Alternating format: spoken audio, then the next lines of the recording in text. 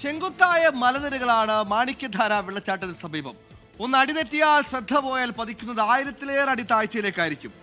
അന്ന് കുടുംബത്തോടൊപ്പം ആനന്ദിച്ച വെള്ളച്ചാട്ടത്തിലേക്ക് പോയ വഴിയിലൂടെ 24 സംഘം നടത്തിയ യാത്രയിലേക്കാണ് ശ്രീനന്ദ നടന്ന വഴിയിലൂടെ. ഒളിഞ്ഞിരിക്കുന്ന മരണക്കുഴികൾ ശ്രദ്ധിച്ചില്ലെങ്കിൽ വലിയ അപകടമാണ് അവിടെ പതിയിരിക്കുന്നത്. ചിക്കമംഗളൂരു നഗരത്തിൽ നിന്നും 35 കിലോമീറ്റർ സഞ്ചരിച്ചാൽ ഗുരുദത്താത്രേയ ബാബ ബുധൻഗിരി ദർഗയിലെത്താം. എല്ലാ സഞ്ചാരികളും അവിടെ സന്ദർശിക്കാറുണ്ട്. അതിനുശേഷമാണ് ഇതുവഴി മാണിക്യധാരയിലേക്ക് പോകുന്നത്. നമ്മളും ആ വഴി സഞ്ചരിക്കുകയാണ്.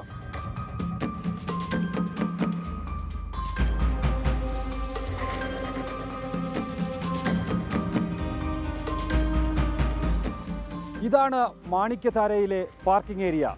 ഇവിടെ വാഹനം നിർത്തിയ ശേഷമാണ് ശ്രീനന്ദയും കുടുംബാംഗങ്ങളും ഉൾപ്പെടെ 40 അംഗ യാത്രാ സംഘം മാണിക്യധാര വെള്ളച്ചാട്ടം കാണാൻ ഇതുവഴി കടന്നുപോയത്. 100ഓളം പടികളിറങ്ങി വേണം മാണിക്യധാരയിലെത്താൻ. അതിനുശേഷം എപ്പോഴാണ് ശ്രീനന്ദയെ കാണാതാകുന്നത്.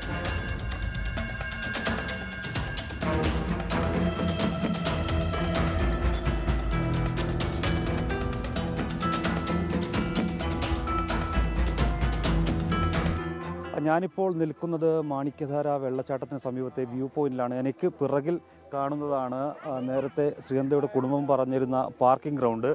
ആ പാർക്കിംഗ് ഗ്രൗണ്ടിൽ വാഹനം നിർത്തിയ ശേഷം അവർ കുടുംബസമേതം അല്ലെങ്കിൽ ആ യാത്രാ സംഘത്തുണ്ടായിരുന്ന ആളുകൾ മുഴുവനായും ഈ പടികളിറങ്ങിയാണ് ഇങ്ങോട്ടേക്ക് വന്നത്.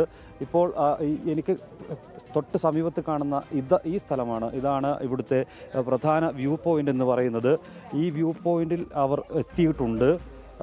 ഇവിടേക്ക് വരുന്നതിന് മുമ്പ് തൊട്ട് താഴെ മാണിക്യധാര വെള്ളച്ചാട്ടത്തിലേക്കുള്ള വഴിയാണിത്. ഈ മാണിക്യധാര വെള്ളച്ചാട്ടത്തിലേക്ക് പോയി അവിടെ നിന്നാണ് ശ്രീനന്ദയും ആ യാത്രാ സംഘവും തിരിച്ച് ഈ വ്യൂ പോയിന്റിലേക്ക് വരുന്നത്. ഈ വ്യൂ പോയിന്റിലേക്ക് ഇവിടെ വരുന്നു. ഇവിടെ വന്ന ശേഷം ഇവിടെ നിന്നും ഫോട്ടോസ് എടുക്കുന്നു. ഇവിടെ ഈ കമ്പി വേലി കെട്ടിയിട്ടുണ്ട്. ഈ കമ്പി വേലിക്കപ്പുറത്തേക്കാരും പോകാൻ പാടില്ല എന്നാണ്. പക്ഷേ നമ്മൾ ആ സെൽഫി ഫോട്ടോ കാണുന്നത് ഇവിടെയാണ്. ഈ പാറക്കെട്ടിന് മുകളിൽ ഇരുന്നുകൊണ്ടുള്ള ഒരു സെൽഫി ഫോട്ടോയാണ് നമ്മൾ കാണുന്നത്. ഇതിന് ശേഷമാണ് ഈ കുട്ടിയെ ചൊവ്വാഴ്ച വൈകുന്നേരം ഇവിടെ നിന്നും കാണാതാകുന്നത്.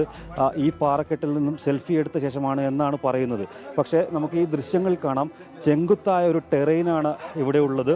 ഇവിടെ നിന്നും താഴേക്ക് പതിച്ചാൽ മരണം ഉറപ്പാണ്. അപ്പോൾ ഇവിടെ നിന്നും കാൽ തെന്നിയോ അല്ല മറ്റെന്തെങ്കിലും സംഭവിച്ചോ വീണുപോയതാകാമെന്നാണ് ഇപ്പോൾ കർണാടക പോലീസ് പറയുന്നത്. അങ്ങനെയാണ് 1500 അടി താഴ്ചയിൽ ശ്രീനന്ദയുടെ മൃതദേഹം ലഭിക്കുന്നത്. ആ മൃതദേഹം ലഭിച്ച സ്ഥലം നമുക്കിപ്പോൾ ദൃശ്യങ്ങളിൽ ഒരുപക്ഷെ കാണാൻ സാധിക്കും. മരക്കൂട്ടങ്ങൾക്കിടയിൽ ചെറിയൊരു ചെമ്മൺ പാത കാണുന്നുണ്ട്. അതിന് സമീപത്തായാണ് മൃതദേഹം ലഭിച്ചത്. അതാണ് ശ്രീനന്ദയുടെ കുടുംബം ഒരു ദുരൂഹത എന്ന് പറയുന്നത്. കാരണം ഇവിടെ നിന്നും കാണാതായ കുട്ടിയുടെ മൃതദേഹം എങ്ങനെ അവിടെ ലഭിച്ചു എന്നതാണ് ഏറ്റവും പ്രധാനപ്പെട്ടൊരു കാര്യം. അതുതന്നെയാണ് ഇപ്പോൾ കുടുംബം ഉന്നയിക്കുന്ന ഏറ്റവും വലിയ ഒരു ദുരൂഹത, സംശയിക്കുന്ന ഒരു കാര്യവും. എന്തായാലും വലിയൊരാഴത്തിലേക്കാണ് ശ്രീനന്ദ ചെന്ന് പതിച്ചത് എന്ന് നിസ്സംശയം പറയാം.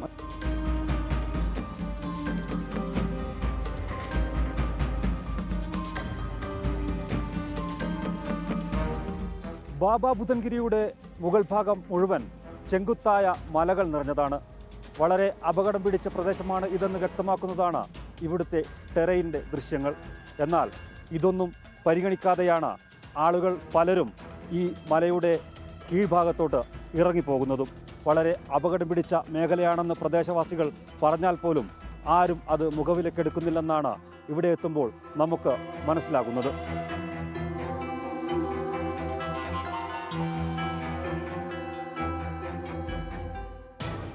എനിക്ക് പിന്നിൽ കാണുന്നതാണ് മാണിക്യധാര വെള്ളച്ചാട്ടം.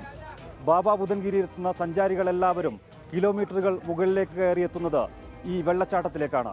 ഈ വെള്ളച്ചാട്ടം കണ്ട് ചില ആളുകൾ ഇവിടെ കുളിക്കും. അതിനുശേഷം ഇതിന് സമീപത്തുള്ള ദർഗയിൽ പ്രാർത്ഥന നടത്തും. പിന്നീടാണ് വ്യൂ പോയിന്റിലേക്ക് ആളുകൾ കടന്നു പോകുന്നത്.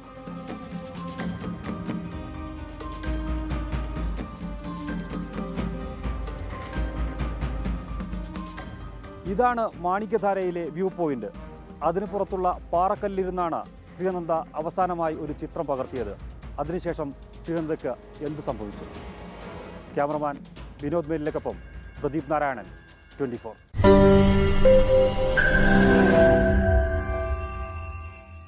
ലോകത്തെവിടെയായാലും ഏത് സമയത്തും 24 വാർത്തകളും ഓഗ്മെന്റഡ് റിയാലിറ്റി പാക്കേജുകളും എക്സ്പ്ലെയിനറുകളും വിശദമായി കാണാൻ ഞങ്ങളുടെ യൂട്യൂബ് ചാനൽ നിങ്ങൾക്ക് സബ്സ്ക്രൈബ് ചെയ്യാം.